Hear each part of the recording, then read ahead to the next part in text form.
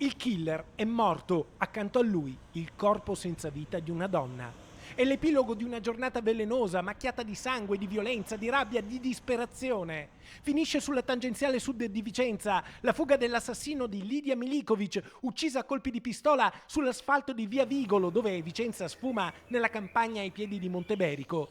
Chi vive nel quartiere Gogna racconta che mentre il killer si allontanava avrebbe fatto esplodere 2 ordigni sulla cui natura sono in corso degli accertamenti. Poi era sparito, si era scatenata la caccia all'uomo, un uomo alto 2 metri, dal fisico possente, un uomo pericoloso e armato, probabilmente anche con degli esplosivi. Al setaccio delle forze dell'ordine la città e non solo, posti di controllo in tutto il Vicentino, sulla tratta ferroviaria e in autostrada A4, con l'impiego anche dei reparti speciali e dell'elicottero che ha sorvolato dall'alto le zone delle ricerche. Poi, nel pomeriggio, l'epilogo tragico di una giornata drammatica, col ritrovamento di un'auto in una piazzola lungo la tangenziale sud di Vicenza. La vettura viene circondata dalle forze dell'ordine, ma le 2 persone a bordo non si muovono. Lui è il killer, si è tolto la vita.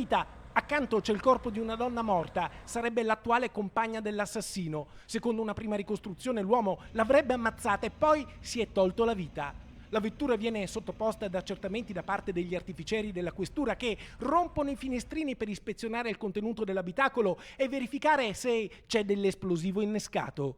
Viene utilizzato anche un robot telecomandato, le forze dell'ordine sono in stato di allerta, la tangenziale viene chiusa, poi anche l'autostrada in direzione Verona. Il traffico impazzisce, qualcuno si chiede cosa sia accaduto. Davanti alle gallerie che trafiggono i Colli Iberici il killer l'ha fatta finita. Oggi sono morte 3 persone, c'è chi ha ucciso, chi ha deciso di uccidersi. Tutto con lucida, spietata, devastante, inspiegabile follia.